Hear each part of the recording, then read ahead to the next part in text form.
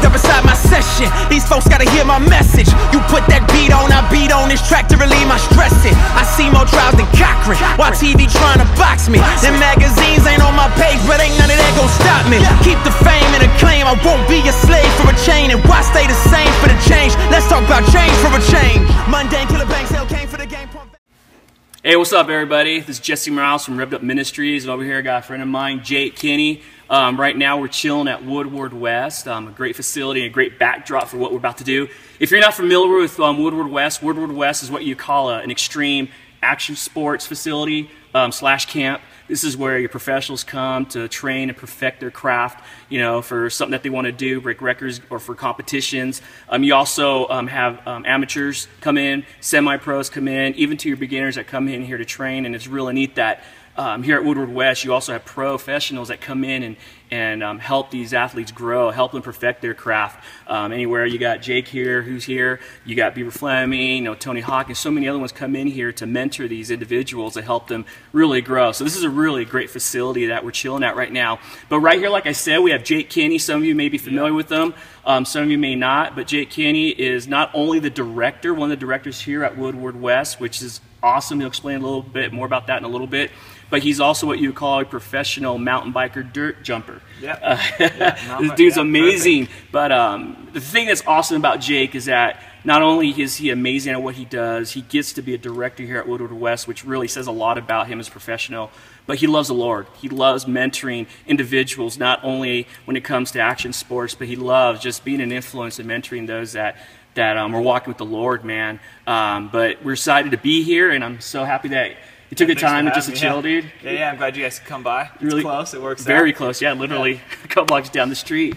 But man, the way I want to get this started is just share with them a little bit more about you and what you do. I'm 27. I'm originally from San Diego. I took the move up here to Woodward about 5 years ago. So I've been living here in Tehachapi at Woodward West for 5 years. Started off as your typical San Diego kid. Dad owned a surf shop. Oh, wow. Skateboarded. Did all the fun action sports. Rode motocross for a little while. That kind of branched into bike riding. Rode BMX, raced BMX. Me and our family, we found mountain biking. Then all of a sudden, I was a little surfer kid. My brother was a top young mountain biker, and then all of a sudden we switched, and I just fell in love with riding mountain bikes, and he ended up surfing a lot more. And from that point, I raced, and then I turned professional for racing, and then I turned professional, like you said, for dirt jumping and slopestyle. Did that for a long time, and I mean, being 27 and one of the youngest directors here at Woodward, I'm the action sports director. Started off as a mountain bike director, but being able to love all the sports and do all the sports, I've kind of been able to been blessed to work with all the sports. So I get to work with all the kids that come through here, and yeah, so for the last 5 years I've been living here at Woodward and just get to better my riding, get to hang out with kids during summer, and literally get to live the blessed dream. I was just going to say that you're living the dream. You got the best of both worlds, you know, just to be able to do what you do professionally, you know, and you have your endorsements with Deity, and there's some others that you're endorsed with, which is so cool, but you're able to also be here. You know, it's great. Directing and just, it's the best of both worlds, man. We have winter camp coming up, and actually this will be my 5th winter camp. Winter camp 2009 was the first one I started, so 2009 went to 2010, and then went home.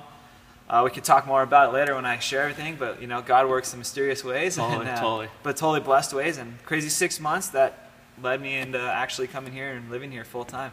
It's amazing just to be able to meet this guy and hang out with him more, just to see his heart. It's really, he's a great guy, really great guy, and loves the Lord. You know, and that's where we want to get into this right now. Obviously, you would be what we call an athlete. You know, when it comes to action sports, you're an athlete, and this is obviously something that, you know, started really young, like you said, the influence of your father and stuff. But I know that you just didn't wake up one night and become a pro. You know, you just didn't wake up one night and boom, get all these endorsements and get to this position. You know, what did it take for you to get to the position you're at right now, to the level you're at, the pros and the cons of it? What did it actually take? Man, it took a lot of highs and lows. Growing up, you see all these guys on TV, and everyone you see on TV, they're the best at what they do. You know, X Games champions, Travis Pastrana's, these guys are Tony Hawk's, I mean, God-given talent. So as a young kid, you assume that's like, oh, that's pro, that's what I want to do. And my brother was very talented in everything he did. And same thing for me, like growing up, I've gone through so many different sports, and each sport I've loved it so much. When I stepped into the world of mountain biking, that was the one sport that we realized there was a little talent for. And it turned from trying out some beginner intermediate races to then racing expert to by the time I'm 18, I raced at the time what was called semi-pro. And I won my whole semi-pro year. Actually didn't lose a race. I held a perfect record through that whole year. So the following year, I turned pro for racing, and I've stayed really committed in racing. But at the same time, I felt like throughout my whole racing and jumping career that I wasn't really where I wanted to be, and it was a big struggle because I wanted to be the best. But I mean, I always worked hard, and I felt like there was a certain calling that was like, you're good. This is how good you are. You can get better, but I have something else for you. And now I can sit back and look at it and be the kid that grew up and skateboarded, snowboarded, surfed, just so blessed, and actually being able to do a ton of sports brought me to where I'm at now. When I was younger, it was a lot of, I just want to be really, really good at one sport. And I was only for just to have, let's say, the TV views or the medal, which every kid at the time wants. But now I look back and I'm able to hop on a skateboard, yet alone hop on my bike and be able to put out everything I can do through mountain biking, and through everything of that to reach out to kids all over, from all over sports. Some of my biggest stuff growing up was I'd sit in front of the TV and watch X Games all day long. Imagine. You know, and so it took, there's a lot of highs and lows. You know, the highs from the racing career and jumping career, having team managers, meeting a lot of great people, that never burning bridges, always having contacts. But at the same time, being a believer in the action sports world is a tough thing to do. You travel with a lot of people, you live with a lot of people, you see a lot of good things, you see a lot of bad things. But I mean, that's where us as believers, the church isn't a body, or isn't a building, it's a body. Yeah. And that's why, like, you know, you go on a tour or you go on a trip with someone, you can literally have fun, enjoy things, yet respect them, and they see your respect back, and they go, wow, like, they'll notice. You don't have to preach it down their throat, but they'll notice something different than they often ask, and you just let them know, like, I'm a believer of God, and these are the ways I follow, and this is the way I live my life. But at the end of the day, we all love the same sport, and it's a blessing. Did you, through your downs, do you have a lot of injuries? I've had some major injuries. I've shattered my whole hand. At one point, I actually was told that I wasn't going to be able to close a fist again. I mean, that's as straight as my finger goes. But we went through 5 different hand surgeons, and they were talking prosthetic knuckle, the whole ordeal. I was actually 21 at the time. Well, I was 20, turning 21, and I was out for a full year. And that was a pretty tough thing to do, 3 different surgeries. And I was just super blessed, though, you know. Doctors came through and put that together. I've had your typical injuries. I haven't had any major ones. I'd say that'd be my big major one. I think a lot of the struggle for me was always wanting to be better, and that's just when you're losing the love for the sport, and that's when you have to sit back and just thank God and just be blessed that you're part of the sport. And where I'm at today, that's where I thank God every day. So I wouldn't have changed anything. I wouldn't have changed a bad race. I wouldn't have changed a good race. I wouldn't have changed a bad attitude, because I've learned and grown from that. And injuries are mental, and they help you grow along the way. That's also what you said, because that word failure, you know, sometimes in your sport it's so easy to. We saw this Saturday with some of the skateboard competitors. Competitors, they didn't nail a trick, or they didn't come first place, and you see that they were just And sometimes it's easy to look at it as, I'm a failure, I failed. But it's more of a setback. Failure is when you quit, man. We just give up. You know, when you have something like that, like for you, it's more setbacks. You know, and with setbacks, we have 2 ways to respond. We either give up and quit, or we sit back and dissect it and look at, what did I do wrong to have this happen? What can I do better to avoid that? And it seems like that's what you did. Yeah, and as an athlete, that's what they do. You know, if you get hurt, you go to the gym and get stronger. If you're trying to learn a trick, sometimes it takes a simple trick. It can take one rider a week to learn. It can take another rider a month to learn. My theory is at the end of whatever time, you did the trick. However long it takes, that's your personal riding in between. And working for Woodward, it's a blessing, it's an honor, and same thing though. We have long days, we have tough days, but you know, it's all for what we do here and the love and passion. So when I'm out on my bike and I'm working with Woodward and helping grow action sports as a whole, there's long tough days, but at that long and tough day, you realize, what are you doing this for? And you're doing it for the life that you've been given. And these are just little steps along the way. And I think each person in action sports, music, office job, anything we all do is what creates this world to go around. And we can acknowledge the blessings that we're given through it, then this will be, that it's the God-ran world. Totally. And before I forget, I want to say this real quick. Like you said, you guys do camps here. If you're out there, you're a parent or you're a student, this wasn't planned, by the way. Yeah. But if this is something you want to do, you have a child, boy or girl that is into this type of sport, and you want to see them excel and grow, man, this is definitely the best place to go. I want to look at it as an investment. You're investing in their future. Yeah, Woodward's an amazing facility. I was never able to come here as a camper, so that the story of me coming in, I can give you a quick one. Was I was in between races I worked, because same thing. It's like you'll make money in the sport, but it's not like football. It's not basketball. You're not buying mansions, Yeah. But I always had a little knack for carpentry. So I had a friend who owned a cabinet business, and I was worked for him for a while in between my racing and jumping careers. And I was coming to Woodward one weekend, and I just stopped and prayed. I'm like, Lord, I'd love to work with kids more, and I'd give up going to races. My race season would get cut back. A lot of certain personal riding would get cut back because I'd be investing so much in the work.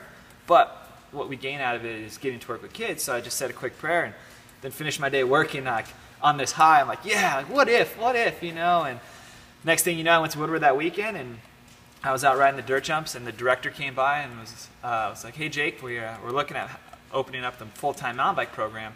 We wanted to let you know, and if you're interested, we'll send you a job application or a job, entitlement, and let me know what you think. And I was like, yeah, that'd be great. And looked at it, and time went by. There's applicants.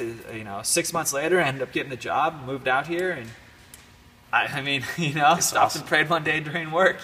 So there's never a right or wrong time to know God. When I was younger, I would wake up and go to church on Sundays, but I'd also try to sleep in. And it wasn't until I was about 18 that I really got involved with church, and I'd say about 20 when I really gave my life.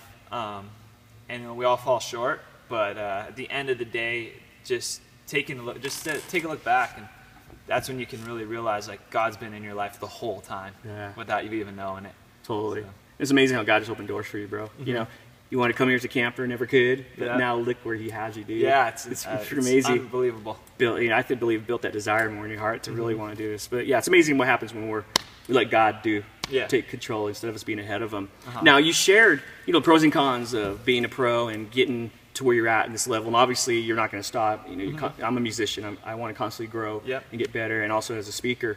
Now, how would you compare all this with your relationship with God? Because it's just knowing you, and ever since we met, it's just, you don't even have to say anything, bro. I remember we had eye contact that one time. Yeah. There's something, I'm like, there's a connection there, Yeah. and obviously it's a spiritual connection. So I could tell by just you as a person, just the way you are, man, that you're fully in love with the Lord. But what has it taken you to get to this point? Man, it's weird. It's I grew up having a little bit of ADD, like every typical kid, I'd say. ADD, I don't feel it's a thing. It's just happy kid. But I tend to some days I'll just really want to ride my bike, and all I'll think about is riding my bike. Or I'll be at work and I'm like, oh, I got to ride afterwards. I got to go skate a little bit.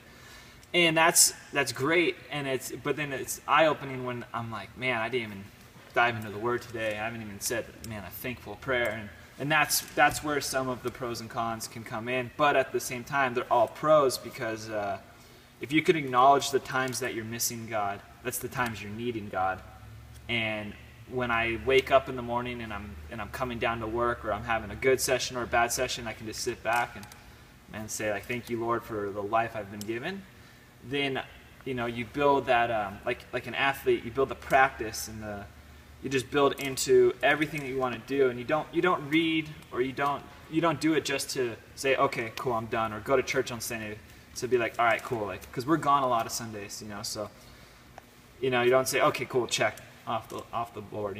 It's more like you live for God, you do God's will, and you show it through who you are.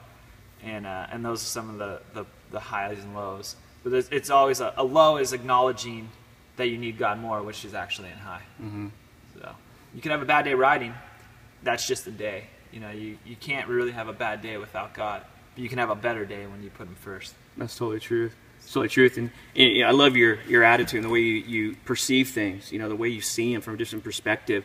You know, in your eyes, like say for your injury, from a human standpoint, it's like, oh my gosh, my career's over with. Yeah, yeah. You know, but when you actually look at it from God's perspective and see how bigger He is, it's like, God, you're in control of this. Everything's gonna be cool. Yeah. But at the same time, you have to put your own effort in it too. Yeah, and yeah. obviously, you haven't allowed these things to really you've been crushed, but you haven't been fully destroyed. I used to have like two of my major little faults where I used to be a big worrier, and I used to have a little bit of an angry temper.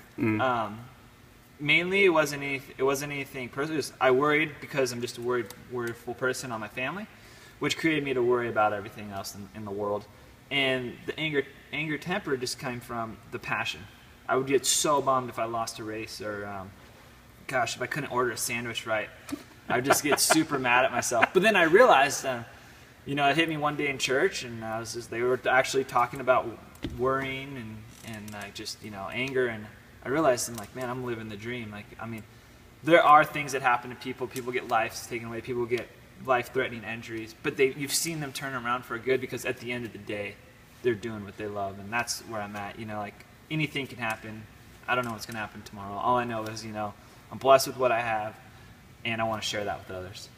Man, that's you're 27? 27. Dude, you're already at that. It's amazing how you're thinking about that, because I know being in the music industry for so many years, it's a challenge. You know, because in the music industry, you know, you're on top for a while. Yeah. But then that goes away. Yeah. And all the attention, everything. Because I got to the point where I was just focused. I wasn't trying to be the best, but when you're in a band that God is using and you're at a certain level and it's like inspiring lives, and you get the radio play, you get all these things, and all of a sudden a new flavor comes in, a new band, you're on. It was hard for me to look at it that way. It took me years, dude, and I'm way older than you, and it took me years to finally get to the point where it's like, when I really look back, it's been my wife who's actually called me out on it. It's like, hon, why do you get so discouraged? Be grateful for all those things that God did in your life, you know? Yeah. But the thing is, you're still doing this stuff, you know? Like me, I get to travel and tour playing music as a drummer. I get to travel as a speaker, so I'm doing both worlds, best of both worlds, and my daughter Trina gets to travel with me, so it's awesome. So it's taken me, dude, you know, a long time to get to that point to really like, dude, I'm really blessed. I still get to do all this stuff. No, I'm not on top like I used to, but I'm still able to do it. But dude, the fact that you're at that age and you already see that's awesome. And I think a lot of it comes down to my family's great family based. My dad's been part of action sports for a long time. And back home in San Diego, I had a lot of good riding mentors and friends. And it was actually one of my buddies, Jock. If you watch this, a shout out to you.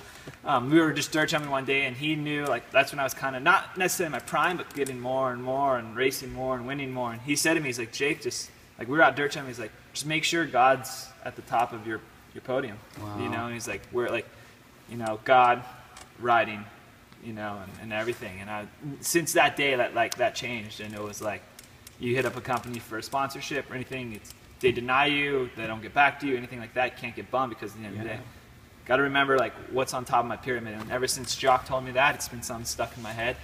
And I was about 20. No, I was 21 turning 22, because I was at the end of after the my hand accident. Wow. So yeah, so it was cool. He totally said one little thing when you're out riding, and it was like life changing. That is so true, because when you put God first, yeah, life is so much easier. Yeah, we still have the challenges, but God gets us through it. Yeah, yeah. As long as He stays top of your, you know, that's pyramid. Amazing. You know, and the whole point of this video is let me read this real quick. It's a book of 2 Corinthians, you know, chapter 4, verses 7 through 9. It's Paul. And Paul, an amazing man of God. Paul, talk about being crushed, man. He was so crushed, but he wasn't destroyed. But the scripture text really says a lot. Paul says here, but we have this treasure in the jars of clay to show that this all surpassing power is from God and not from us. We are hard pressed on every side, not crushed, not perplexed, but not in despair, persecuted but not abandoned, struck down but not destroyed. And here Paul is, you know, the reason I use Paul is because Paul uses in other books of the Bible, in the book of Timothy and in Philippians, he compares our relationship with God like with an athlete, with a runner. You know, runners practice, they train, they do all these things. You know, they're so committed to the process. Even though they're going to have those bad days, they keep moving forward. And Paul's a prime example. And Paul used this whole thing as a jars of clay. Jars of clay is another word for a vessel. And back in those times, vessels were used to store valuables like money, jewelry, important documents were put in there. But jars of clay were mainly used for garbage and human waste. So right here, Paul is comparing himself to a vessel. They're weak, they can break, they're replaceable. You know, so that's how he's viewing himself. Not that he had self-identity issues, no self-worth. He was just trying to show how, as a human being, he's weak. But he was able to do all these things and move forward and impact so many lives through the power of God. That salvation comes through God, and through that power is what pushes us. And for you, you're another prime example of how throughout your career you've had those downs. You've had those things that have crushed you, but you've been able to not allow them to destroy you because of the way you think, and the way you think comes from the Lord. You know, so that scripture has a lot to really say about how, you know, where your relationship with God is. But you're able to not be destroyed by these things. Why? Because, like you said, you put that practice time in with your riding. You know, this guy, whenever he gets a free time, he's out there riding, he's skating, he's just going out there, not just because he loves it, which is awesome, but he just wants to stay conditioned. He wants to continue growing in what he does. But it's amazing how, it's obvious how you bring that same idea into your relationship with God. Yeah. You know, and that's where you've been at yourself. And go ahead. Oh no, I was saying, exactly it. It's like, you know, we can't look back on it, but at the same time we got to move forward. And like, our bodies can be broken and they can be casted and healed. Our souls can be broken, but they can be totally restored, casted and healed. Restored, and it's pretty amazing because Saturday, you know, you invited Trinity and I to come to the skateboard competition. And we were here from 9 to like, what was it, 6 or something, all day. But it was so amazing because there's a competition for your high school age, your middle-agers, you know, middle-aged students, and then your 9 and below.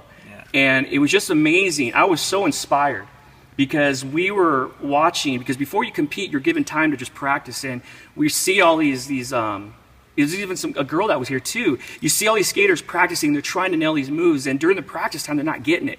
I saw a couple of kids crying. I saw a lot of them injured. They go back there, get checked by the nurse, but they come back and they're doing it more and more again. And you and I were watching one, and there's one student that we saw that he actually nailed it. And you reminded me how, man, remember that guy? He was practicing earlier, but he couldn't nail it, but now he nailed it.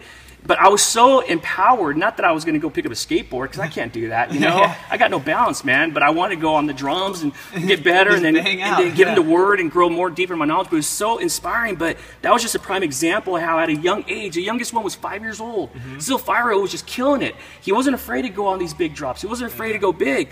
But at that young age, he started doing this, man. If he continues moving forward, even through the times where he may break stuff or hurt himself or lose a couple, dude, it's going to be amazing where he's at. Where you take that same concept in your relationship with God. You know, and the Bible talks about in the book of Matthew how we're to practice, put into practice the words of God and apply them to our lives. And when we practice and spend time and invest time in God, you know, riding with God, hanging out with God, our foundation is going to be built on Christ. You know, so when the storms and challenges of life come, we're not going to get knocked down. Yeah, exactly. And it's cool. Like when your body's hungry, you end up eating right away. I've realized, and this is something, I mean, sometimes you'll go a couple days and not really diving into what you, like the amount that you need to, or talk to God as much, and maybe on that third day, it'll hit you like you're hungry, and you're like, you'll feel God's presence and be like, we need some time. And that's where, you know, there's those outlets for people. It can be while you ride, it can be while you listen to music, it can be while what you're given to do. And that's why God's like, you don't have to go into an enclosed building, man. Like, just let's get some me and you and go out and let's enjoy it together. And like you said, church is not just a building. It's a body, but it's where we go because God's always with us. And I know being in the music industry, there are a lot of bands that had road pastors. I'm like, why are you spending money on a road pastor? You know, you're making less money, but after being on the road and not having a pastor, being on the road, you're on the road for hours, a time that you do have free, you're sleeping. Or you want to at least get a couple pictures and see the state you're in, because that's it. You don't go out and travel and see everything in a city. You only have a certain amount of time. So I saw how easy it was for me spiritually to not get fed. I was getting weak, you know. So I became a road pastor for some bands, you know, just to keep that accountability, to be there for them, you know. But it's so true. It's so true how you could easily, in where you're at in the mainstream, lose that focus. And having other believers and part of the action sports is great too, because then you have buddies to fall back on. I've had those rough days where one of my best friends, Dustin, he actually lives here and works here too. But I just had like one of those days, and at the end of the night, I went home and I was like, I just need to call Dustin. So I called him. We chatted for 30 minutes, and it was awesome. And that's just the accountability and that the brothers, man. You know, brothers in Christ at the end of the day. I remember the youth pastor that God used to like change my life. I remember he told me one day, he's like, Jess, why would you want to hang out with 5 individuals that are going to destroy your life when you have the opportunity to hang out with 5 individuals that are going to help grow your life and build your life? I didn't see it that way. He's like, you know, who you are, who you hang out with is who you're going to end up being. I was like, dang. And that really changed me. So yeah, having that support is so freaking important. Because then you can go hang out with those 5 other individuals and just become the mentor to them. Yep. You know, be the light to them. And accountability. Yeah. Totally. You know, and I want to bring something up before we wrap up is one of my mentors, Pastor Bob Exley, giving you a little props here, Pastor Bob. He said this one time to me, and he shared it from the pulpit, but when he shared this with me, we were just hanging out talking. He's like, you know what, Jesse, I truly believe that when we see God, you know, may it be the rapture or personal rapture when we die, you know, and see him, he's going to ask us, what did you do with the life I gave you? Man, when he told me that, I'm like, dude, that is deep. Yeah. You know, and I always knew that for me in my life, I've always gotten to music. I got in music for the platform to be able to share the gospel and be an influence, you know. But that word he said, you know, what are you doing with the life God gave you? Yeah. It's so important. That's what I really appreciate about you and even Beaver Fleming is that you guys are 2 examples of individuals that are pushing, you know, the level of your sport. You're pushing it to where you want. What can we do differently? What can we do to change it? What can we do to come up with new stunts? You know, you're pushing it, man, which is awesome. Yeah. You're excelling. You know, it's evolving. But at the same time, talking with you guys and seeing your hearts, you guys are asking yourself the same question now in your walk with God. It's like, Lord, we're happy serving you. We're happy, you know, having a relationship with you. We're happy telling other people about God. But Lord, what can we do to push this more? What can we do, you know, to take our relationship with you to another level? You know, and that just shows where your guys' hearts are at. And the mentality that you have as an athlete, just doing the things that you're doing, it's like, in a sense, you have wisdom, but you're not afraid to take those steps of faith. And to bring that into your relationship with God is like, Lord, I want to take these steps of faith. I want to go out there and I want to share the gospel. I want to be an influence on people. I want to speak life into people's lives. Dude, that's amazing. That's what excites me about you guys. You know, that you have a busy schedule as it is. Yeah. And you can so easy just stay focused on the endorsements, focus on these things, but you're also like, how can we do more for you, Lord? You know, and by doing that, God's going to honor you guys more. You know, you think this is amazing? Dude, look at 5 years from now, amazing what where he's going to have you, what's going to do in your life. Oh yeah, you never know what's coming next, but you can always look forward to it. Exactly, because God's hand is upon it, man. Totally in there. Yeah. Are there any final words you'd like to say to those, just to encourage people? I think for anyone listening out there, kid, adult, action sports, non-action sports, soccer player, anything, just remember why you wake up and remember why you're breathing every morning. Give thanks to the Lord. Whether you come from a good family or a broken family, there's someone out there that loves you. And at the same time, just like follow your passion. Literally, like you probably hear people tell you all day, like follow your dreams. Like literally, follow your dreams, but follow your passion. And don't ever be afraid of the Lord, because kids will always think you're cool. And even other kids may not think you're cool. It doesn't matter. You know, at the end of the day, you're going to be hooked up with the right people. But yeah, I'd say you know, live your dream, the dream that's given to you by the Lord. Yeah, the desires of God's heart, the desires of our heart. And that's true, man. For all you out there, I'm sure there's some of you out there that are going through something in your life where you're feeling, you know, I'm worthless. Why would God want to use someone like me? Maybe you're in a position where you've had so many people say harsh things to you, like you're worthless, you'll never be anything. I remember my 6th grade teacher told my mom that your son is dumb and stupid, he'll never mount up to anything. And those are the hurtful words when I heard that in 6th grade, because my mom actually believed it. And not to put my mom down, you know, at that time she was angry with me, but I allowed that to identify me. Those words my 6th grade teacher said to me defined me as a person throughout high school, and it was tough. I thought I was worthless. I thought I was going to be nothing. You know, but when I gave my life to the Lord, that's when everything changed. And it's amazing to see where God, if you would have told me years ago, back in high school or junior high, that God was going to do what he's done in my life, I'd be like, man, what kind of crack are you on? Give me some of that. That ain't going to happen to me. But it just shows. We're prime examples of what God will do in your life. Look at the Apostle Paul. He's a prime example of what God will do in your life when you surrender it all to him. Paul, you know, he went from hunting Christians to being hunted himself.